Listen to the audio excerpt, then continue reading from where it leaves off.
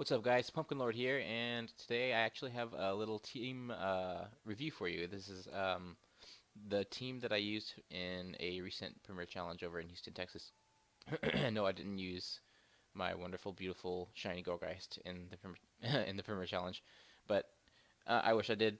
Anyway, I got third place in the Premier Challenge. It's not the greatest, but it's not too bad. I just wanted to do a little review of the team that I used for that tournament. So uh, we'll go ahead and start with the first Pokemon here, and shiny Rayquaza, and it was holding the Focus Sash.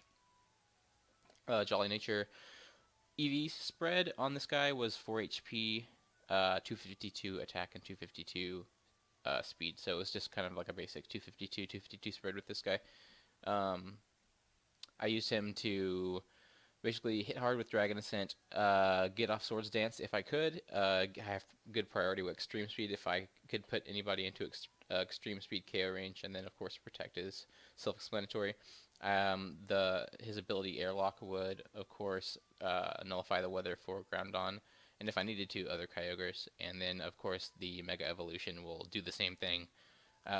Maybe take away the drought, the harsh sun that Groundon brings, if I need that to happen.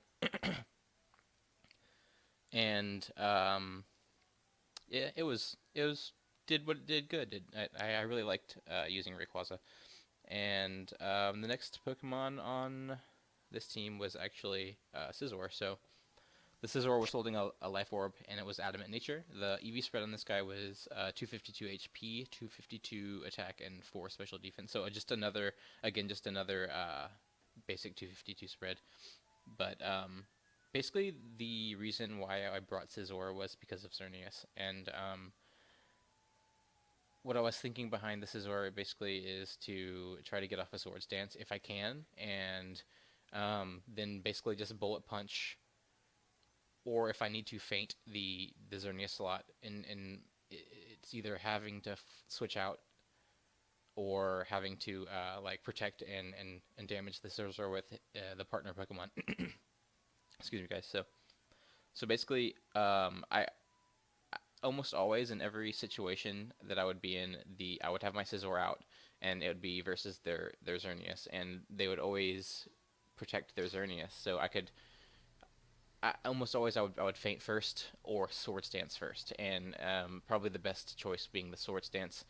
I mean, if they had like lower health, maybe feint, but like they were always protecting their Xerneas usually for like thinking that I would Bullet Punch into that slot, but I would always just Swords Dance and then Bullet Punch the next turn. And they would either have to switch out or basically get KO'd with my Bullet Punch. Now, if they have Groundon and everything, like I have to work my way around that, but I have Kyogre and Ludicolo on this team as well, so it did a really good job. Every time that I saw Xerneas, I would probably bring my Scizor, and I would usually bring Scizor in the back, and I would lead with my Kyogre and my Gengar, but we'll talk about those two in a little bit.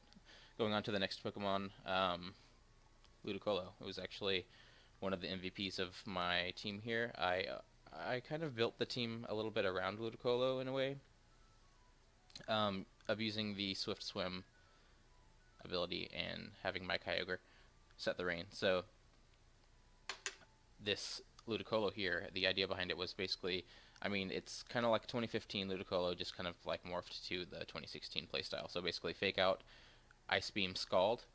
But you can see that instead of having Giga Drain like I did, this is the one that I used in 2015. Instead of having Giga Drain, I added Grass Knot to destroy the super heavy Kyogre. So that was its job, was basically to Grass Knot Kyogre and get the fastest Fake Out in the game off, besides Weavile. Weavile would be faster than this Ludicolo, but if I would have invested more in speed, I could have outsped Weavile as well, as long as I was in the rain.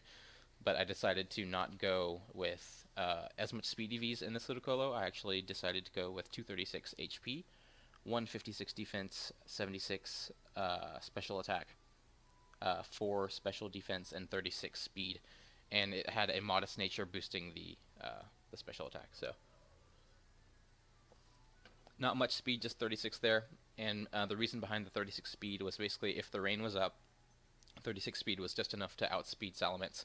So if the Salamence didn't switch out, then he was getting an Ice Beam unless I had to like use my Ludicolo to do something else. In that case, I would work around it in some way. But basically, yeah. So if it's in the rain, I can outspeed Salamence and just Ice Beam it. I can have he has the fastest fake out in the game with 36 speed EVs, par Weavile.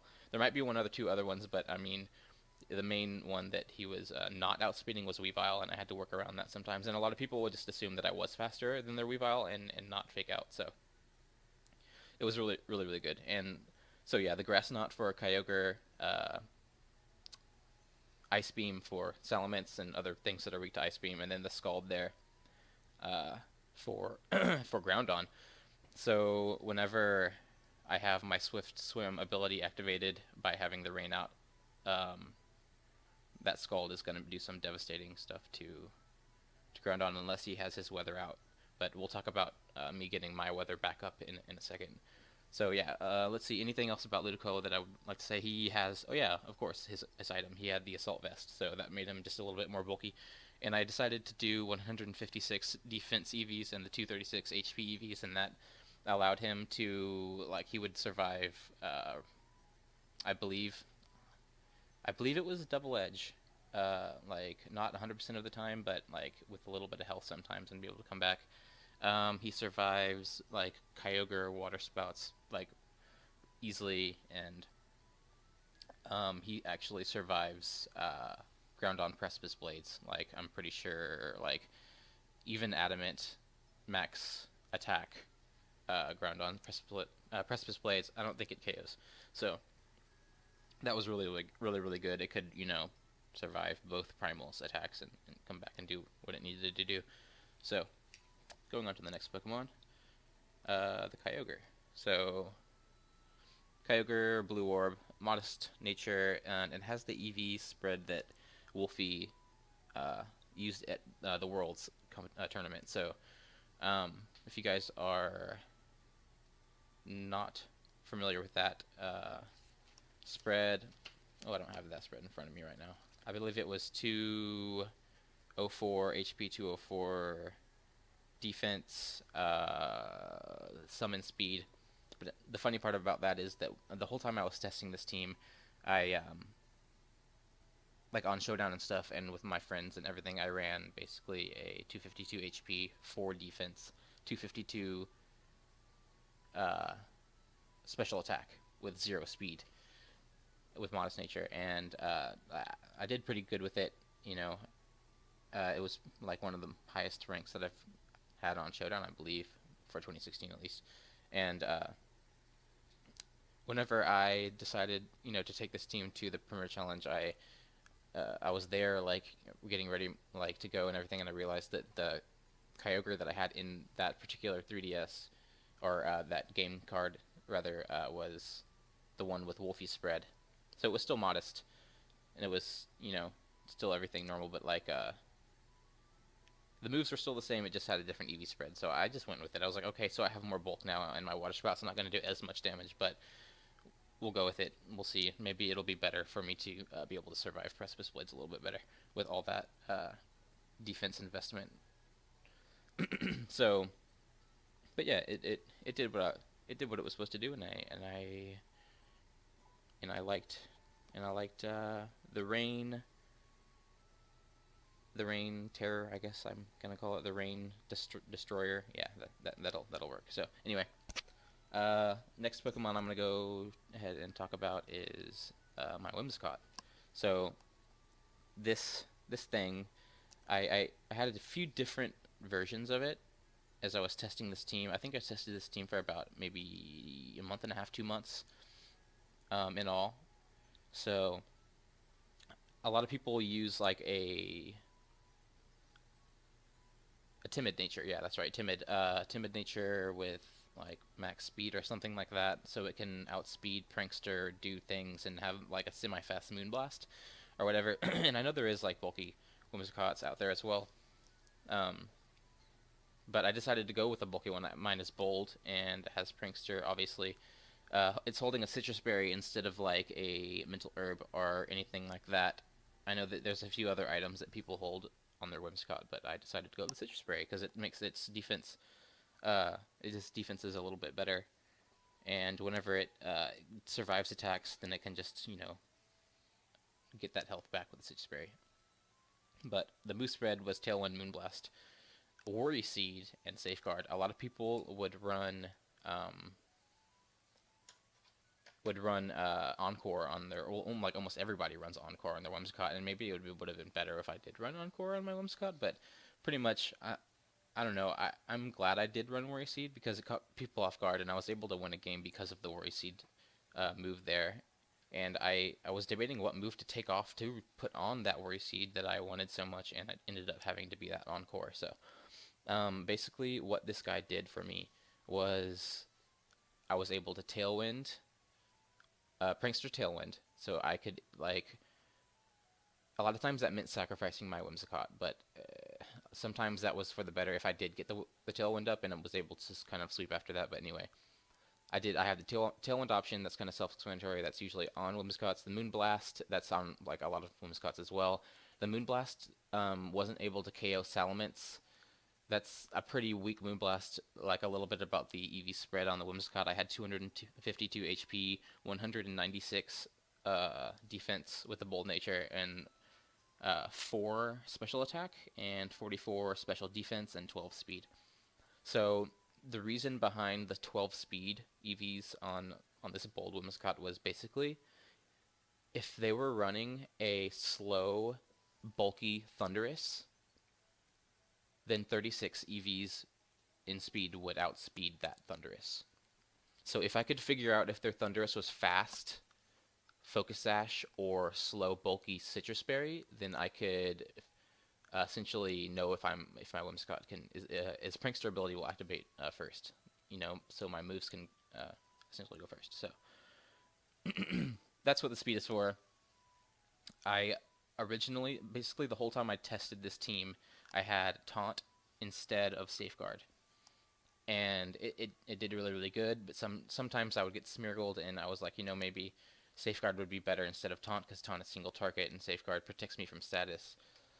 But although Taunt did, stop like Wide Guards and things like that from Smeargle, so in the end, like a day before the Pyramid Challenge, I decided to switch Taunt out for Safeguard, and basically I really wish that I would have kept the Taunt on instead of the Safeguard, because the Safeguard basically didn't help me at all the whole entire competition. And maybe in different circumstances, maybe if it was a regional or something, it would have helped me a little bit more. But basically, there was one guy that I battled twice. I lost twice during this Premier Challenge, and it was to the same guy both times. And he had a Trick Room team with Dialga and Kyogre. And basically, I had no way of stopping his Trick Room from coming up because I didn't have Taunt on my Whimsicott anymore, and I didn't carry Taunt on the Gengar that I'll talk about here in a second. So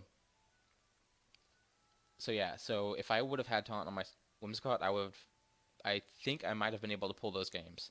Like he was a really good player. It was his first live event, and he actually got second.